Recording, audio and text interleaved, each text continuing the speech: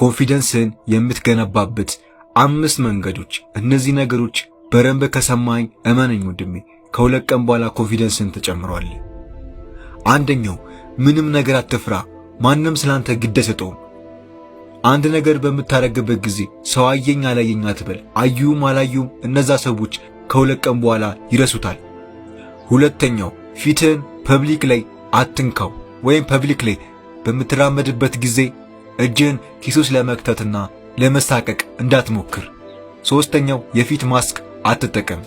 የፊት ማስክ የምትጠቀም ከሆነ መልክን ትጠለዋለህ። በራስ መተማመንና ኮንፊደንስ ዝቅ ይላል። ስለዚህ በቻልከው መጠን ላለመጠቀም ሞክር። አራተኛው ልክ እንደ ዶሮ አትራመድ። አምስተኛው ኮንፊደንስን ለመጨመር ስፖርት ስራ። የምትናገረውን ነገር እወቅ። ከማይጠቅሙ ሰዎች ራቅ። ከላይ ከነገርኩ 5 ሐሳብ ውስጥ የትኛው ተመቸ? ኮሜንት ላሳውቀኝ። እናም ኮንፊደንስን እየገደሉ ያለውን ነገርን ኮሜንት ላሳውቀኝ፣ አነበዋል።